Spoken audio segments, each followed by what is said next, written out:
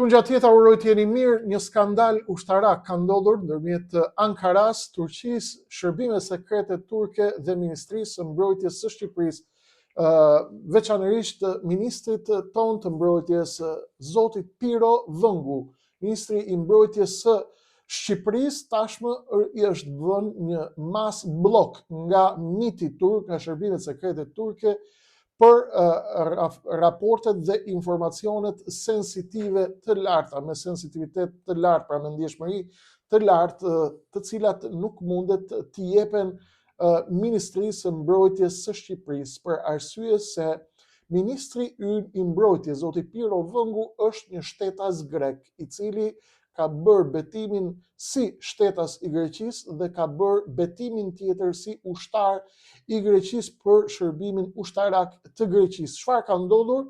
Burime të rëndësishme brenda Ministrisë së Mbrojtjes së Shqipërisë, por edhe burime turke që kanë preferuar të mos u përmendet emri, por edhe një pjesë e medias shqiptare kanë cituar këtë informacion dhe kanë treguar se burime brenda Ministrisë së Mbrojtjes së Shqipërisë kanë njoftimin se shërbimi sekret turk, MIT, i ka ndaluar dërgimin e të gjitha informacioneve të klasifikuara ministrit Vëngu.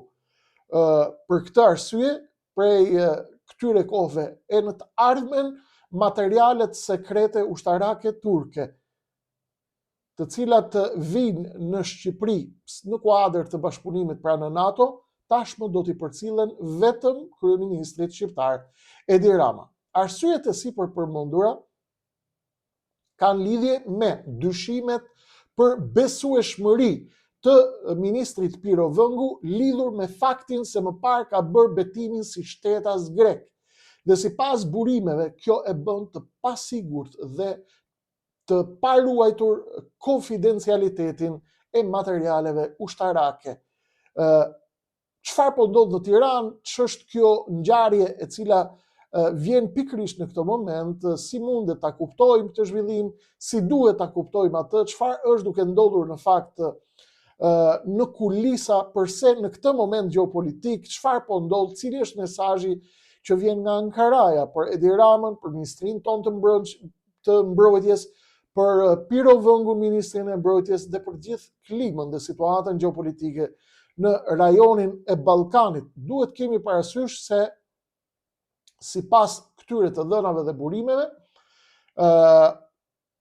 vetëm informacionet sensitive, pra të klasifikuara, informacionet e klasifikuara janë të ndaluara tashmë nga ministri i mbrojtjes Piro Vëngu, dhe bashkëpunimet me Shqipërinë dhe Ministrinë e Mbrojtjes për tema top secret do të jenë shumë të kufizuara, për shembull për çështje që lidhen me armatime, me teknologjinë e armatimeve, me prodhimin e tyre dhe të tjera informacione ushtarake sensitive, të cilat mund të jenë në shkëmbim, pra mund të shkëmbehen si informacione ndërmjet dy vendeve për interesat e përbashkëta të këtyre dy vendeve, por edhe për interesat e Aleancës Atlantikut Veriut NATO-s, pjesë e të cilës janë edhe Shqipëria, edhe Turqia, edhe Greqia. Në fakt, çfarë duhet përpiqemi të shohim? Po ta shohim në kontekstin më të gjerë.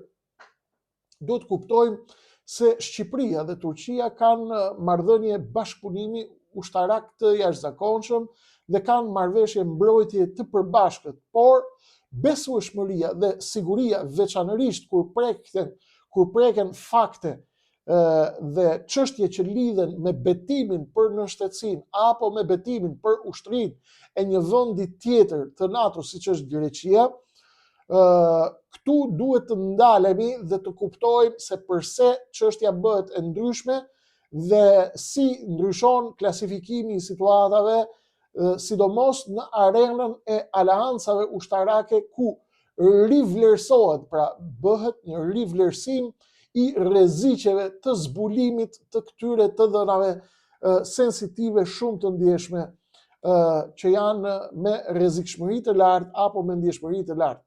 Deri tani nuk ka një aprovim zyrtar nga shteti turk për një informacion të tillë apo për një zhvillim të tillë, sepse nuk mundet që një informacion i tillë apo një mesazh i tillë të bëhet i hapur të paktën në këtë moment, sepse ai mund të sjellë përshtjellime të tjera që lidhen në raportet ndërmjet Turqisë dhe të Shqipërisë dhe mundet të ndikojnë në situata të tjera të komplikuara të sigurisë për rajonin e Ballkanit, veçanërisht në këto momente delikate gjeopolitike në të cilat po kalon rajoni Europa, Ballkani dhe pjesa tjetër e botës. Nuk dihet ende gjithashtu se cila është natyra e informacioneve të trajtuara, të klasifikuara dhe super sensitive të cilat Turqia ua ka bërë blok Shërbimi Sekret Turk, ua ka bërë blok Ministrisë së Mbrojtjes së Shqipërisë dhe Ministrit të Mbrojtjes së Shqipërisë, pra zotit Piro Vëngu. Çfarë është duke ndodhur? Duhet të përpiqemi ta kuptojmë me shumë kujdes prapaskenën e një ngjarje të tillë, sepse ky është një zhvillim jashtëzakonisht serioz, të cilin po të keni durim edhe pak unë do t'ju shpjegoj se çfarë është duke u luajtur dhe çfarë mund të jetë duke u gatuar në kulisa. Këtu ka 1001 pikpyetje, të cilat duhet të marrin përgjigje, duhet të hetohen, duhet kuptohen. Ne pas një diskutim duhet të presim se si do të ndikojë kjo në marrëdhëniet ndërmjet dy vendeve, në marrëdhëniet ushtarake ndërmjet Turqisë dhe Shqipërisë, pikërisht në këtë moment që po kalojmë, dhe duhet të shohim se çfarë është mbrapa këtyre zhvillimeve, duhet të shohim se çfarë konsekuencash kanë këto, si po luajnë ekuilibrat, si po luajnë mekanizmat e informimit, si po lëvizin dhe si po kontrollohen ekuilibrat ushtarak brenda vet aleancës së Atlantikut Veriut, NATO-s. Pra, ne është shumë e rëndësishme tashmë të kuptojmë çfarë fshihet në thelb të këtij tymi të madh, dhe aty ku ka tym, ju e dini, ka gjithmonë një zjarr që është në ende. Ta shohim pak bashkarisht çështjen me një sy të holl dhe t'i marrim çështjet një nga një. Fillimisht të shohim pak cili është betimi për të marrë pasaportën greke. Çfarë thuhet kur një njeri civil bën betimin në Greqi? Ai thot: betohem të ruaj besnikëri ndaj atë dheut, t'i bindem kushtetutës dhe ligjeve dhe të përmbush me ndërgjegje detyrat e mia si qytetar grek. Pra, Piro Vëngu e ka bërë një betim të tillë kur ka marrë pasaportën grek, që do të thotë tashmë ne duhet të ndalemi të kuptojmë cili është konteksti politik dhe ligjor i këtij betimi, dallimin ndërmjet betimit të shtetësisë dhe ndërmjet betimit të ushtarakëve grek, dhe si e shohin aleatët dhe antarët e mëdhenj të NATO-s, BE-ja dhe Washingtoni, këtë betim në rastin e zyrtarëve të lartë të shteteve të tjera. Tashmë të shohim një nga një. Pikë pari, betimi bëhet për të provuar besnikëri absolute ndaj shtetit grek. Betimi është pjesë e ligjit grek për shtetësinë, që është ligji Keimeno Nomoi 3284 i vitit 2004. Pra, pa këtë betim nuk është i mundur procesi i marrjes së shtetësisë së Greqisë. Ky pra është një detyrim publik dhe jo privat. Personi, në rastin konkret Piro Vëngu, e ka deklaruar këtë betim përpara autoriteteve greke, kryetari i bashkisë apo prefekti apo kudo ku ai ka kryer betimin që të regjistrohet pra si shtetas i Greqisë. Ndaj, ky betim regjistrohet në Greqi si një akt juridik. Pas një diskutim nuk lidhet me heqje në shtetësitë më parshme, Greqia e lejon shtetësinë e dyfisht, por kërkon shprehimisht besnikëri ndaj atë dheut. Dhe ky është thelbi politik, jo ushtarak, nuk kemi mbritur akoma tek ushtria, ky është thelbi politik i kësaj çështje. Pra, kjo kthehet në çështje politike serioze kur personi në fjalë, rastin konkret Pirovëngu, merr poste të larta shtetërore në një vend tjetër, qoftë ky antar i NATO-s apo jo, sepse ky proces krijon konflikt të mundshëm interesash. Konflikti mund të jetë moral, politik dhe gjeostrategjik. Në rastin konkret, këtu janë të treja. Tashmë duhet të shohim shumë shkurt cili është dallimi ndërmjet betimit të shtetësisë dhe betimit si ushtarak në Greqi. Ka dy betime të ndryshme. Betimin e civilit sapo ju lexova më lart, ndërsa betimi që i personit civil që do të shkojë të marrë pasaportë greke. Ndërsa betimi ushtarak për rekrutët dhe oficerët ushtarak të Greqisë thot me tekst si më poshtë.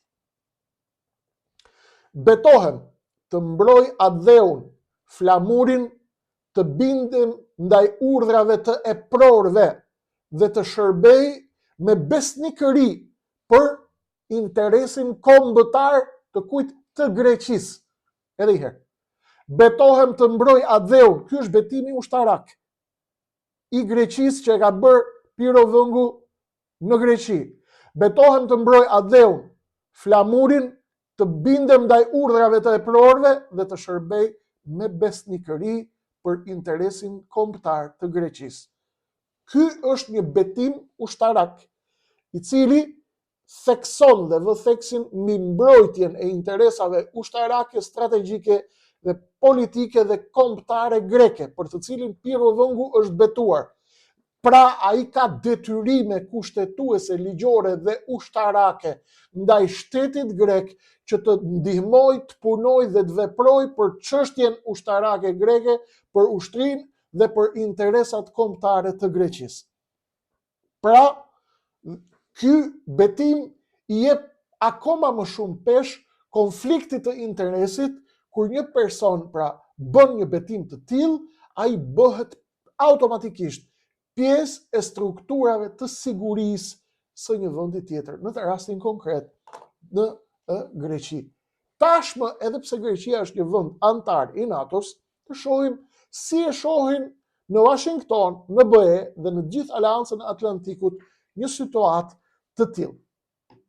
Pikë pari, NATO kërkon besueshmëri të plotë për personat që marrin informacion të klasifikuar. Pra, nuk lejohet gabimi, nuk mund të jetë person që është me dyshime apo me hije të caktuara. NATO përdor një kriter shumë të qartë, i cili është personi që merr informacion sekret duhet të ketë vetëm një vartësi strategjike.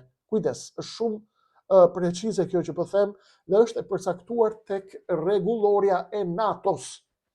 Personi që merr informacione sekrete dhe të klasifikuara duhet të ketë vetëm një vartësi strategjike, që është vendi i tij i lindjes dhe vendi të cilit ai i shërben.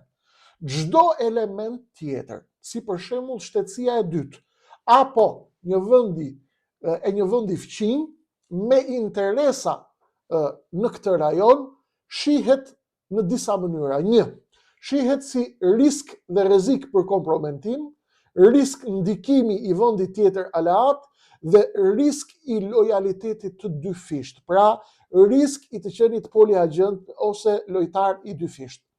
Për këtë arsye, disa vende të NATO-s nuk japin clearance, nuk japin dëshmi pastërtie, pra dëshmi, si ta themi, sigurie të lartë personave të cilët kanë në shtetësi të dyfisht. Dhe kjo lidhet me interesa gjeopolitike rajonale dhe llogari shumë të imta dhe sekrete gjeopolitike dhe ushtarake që kanë të bëjnë me sigurinë e vendeve anëtare të NATO-s. Bashkimi Evropian e lejon për civilët në shtetësinë e dyfisht dhe nuk ka asnjë lloj problemi që të ketë një person dy në shtetësi.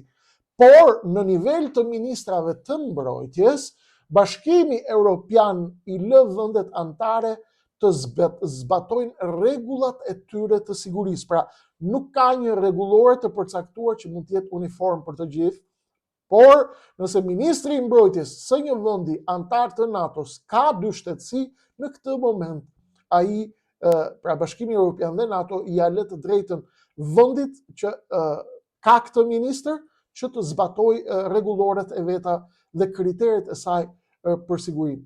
Në këtë rast, pra, Bashkimi Evropian sugjeron verifikimet të thelluara, eliminimin e rreziqeve potenciale dhe deklarim të çdo lidhjeje sekrete apo jo sekrete me shtetet e tjera. Çfarë thonë amerikanët? Shtetet e Bashkuara të Amerikës, si partner strategjik i Shqipërisë, është jashtëzakonisht i ndjeshëm. Amerikanët janë shumë të ndjeshëm ndaj kontakteve me vendet fqinje. Tani çfarë ndodh? Shtetet e Bashkuara të Amerikës e kanë bërë të qartë. Dhe çfarë thonë amerikanët? Çdo person thonë që ka betim ndaj një shteti tjetër për besnikëri, sidomos një vendi që ka pretendime territoriale apo tensione rajonale, konsiderohet risk i mundshëm në çështjet e sigurisë. Dhe kjo është arsyeja përse disa vende, në rastin konkret Turqia, kërkojnë bllokimin e menjëhershëm të aksesit në informacionet e klasifikuara, aleatët ngadalsojnë ndarjen e informacioneve sensitive dhe disa partnerë, në rastin konkret Turqia, kufizojnë marrëdhëniet sensitive shumë të klasifikuara, për rastin konkret Pirovëngu. Kush është Pirovëngu? Pirovëngu ka ardhur si shef i departamentit të antikorrupsionit në kryeministri, është mik dhe investim i drejt për drejt i Belinda Ballukut. Belinda Balluku sigurisht është investim i vjetër i Greqisë në Shqipëri, ju e dini shumë mirë, dhe është sot kutia e zezë, e cila është menjëherë pas Ramës, dhe kutia e zezë nëpërmjet të cilës ai ka bërë të gjitha kalkulimet dhe lëvizjet dhe manovrat dhe kontrollin e situatave të brendshme të karteleve në Shqipëri, të grupimeve me ndikim të fortë në Shqipëri, me oligarkët, me grupet e interesit, me ekonomikat, me segmentet ekonomik ndikues në Shqipëri dhe në rajon, por edhe me lojën e madhe ndërkombëtare ndaj dhe Edi Rama nuk e lëshon për asnjë arsye Belinda Ballukun. Si është e mundur që personi i investuar nga Belinda Balluku kaloi menjëherë nga sektori i luftës kundër korrupsionit pranë kryeministrisë, kaloi me itinerari i tij, pra ishte me mbështetjen e Ballukut dhe të Greqisë sigurisht, shkoi menjëherë në portin e Durrësit, ku ai ka drejtuar portin e Durrësit. Çfarë do thotë porti i Durrësit? Porti i Durrësit do të thotë të gjitha pikat e kalimit për çdo kënd të interesuar për të kryer aktivitete kriminale apo aktivitete të paligjshme apo trafik ndërkombëtar të lëndëve narkotike, siç e paralajmëroi Marco Rubio Shqipërinë, por siç e kanë paralajmëruar edhe raportet e Departamentit të Shtetit, qoftë edhe në kohën e Antony Blinkenit, jo vetëm në kohën e Trumpit, të cilat e konsiderojnë Shqipërinë bazë operacionale të krimit organizuar dhe pikë rajonale e trafikut të kokainës dhe e shpërndarjes së kokainës në Europë. Ky është raporti i Departamentit të Shtetit, jo i Krishnikut. Atëherë, pasi e vendosi Edi Rama Pirovëngun në portin e Durrësit, dhe ju e dini se çfarë ka qenë porti i Durrësit, ju e dini se çfarë ndikimi ka patur Belinda Balluku dhe Pirovëngu në kontrollin e aktivitetit të portit të Durrësit, pika nyja gordiane, nyja më e rëndësishme e gjeopolitike, ushtarake, strategjike, tregtare, logjistike dhe të gjitha aktiviteteve të paligjshme që lidhin Europën me Shqipërinë dhe me Amerikën Latine. Menjëherë pas detyrës në krye të portit të Durrësit, erdhi dhe shpërblimi i majm për zotin Pirovëngu, i cili erdhi menjëherë u soll nga porti i Durrësit në krye të Ministrisë së Mbrojtjes, një pikë shumë e rëndësishme, nevralgjike, ushtarake, sensitive, veçanërisht në këtë moment. Pra, Belinda, e cila nuk e di kërkush se si mbriti vetë në majat e pushtetit Shqipërisë, dhe aq pranë Edi Ramës dhe e kërcënon sot Edi Ramën, apo ato që ajo e quan Palloshi, apo që e quan AIKURVA, e quan me varësit e saj, me Berberin, i cili ka ruajtur dhe ka qetur shqiptarët bashkë me Belindën dhe bashkë me miratimin e Palloshit për të dhënë dhe për të shpërndar tendera poshtë e përpjet të gjitha qarqeve ndërkombëtare dhe lobeve ndërkombëtare me të cilat Rama Balluku kanë bërë rishpërndarjen dhe ristrukturimin e ekuilibrave të ri gjeopolitik dhe gjeoekonomik rajonal. Erdhi shpërblimi nga porti i Durrësit dhe ata që kontrollojnë portin e Durrësit kërkuan për Edi Ramës që ai të kalojë ministër i mbrojtjes. Betimi i Pirro Vëngut si ushtar dhe si civil në Aleancën Atlantik në Greqi është një drithije e madhe, sepse ai është betuar për të qenë besnik ndaj interesave kombëtare dhe ushtarake të Greqisë dhe ka detyrime për cilat ai është betuar dhe për t'ju bindur e prorëve të tij. Kush janë e prorët e tij?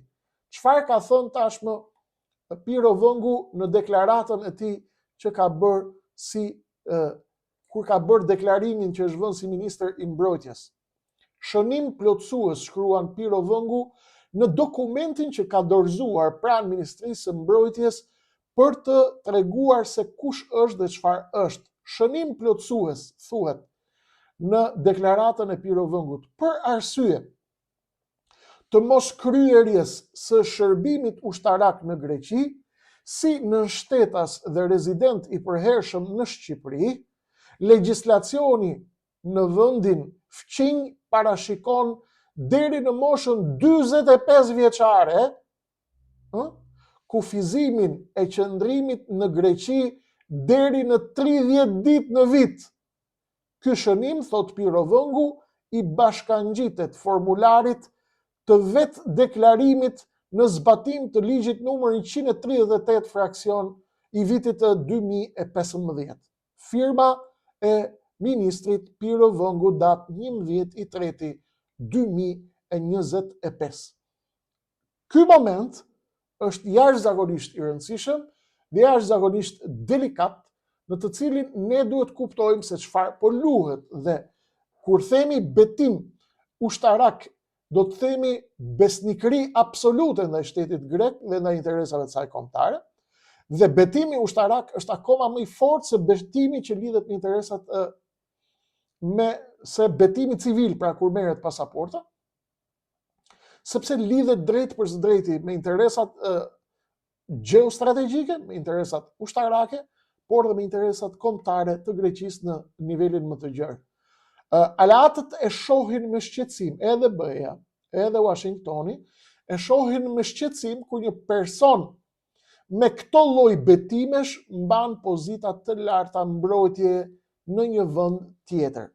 Dhe kjo është një çështje jashtëzakonisht e komplikuar gjeopolitike, sepse prek sigurinë kombëtare të Shqipërisë, sepse Greqia ka ende ligj lufte me Shqipërinë, nuk e ka hequr ende, besueshmërinë në NATO, marrëdhëniet e Shqipërisë me Turqinë dhe me Shtetet e Bashkuara të Amerikës, dhe ndikimin e shërbimeve të huaja sekrete në politikën shqiptare.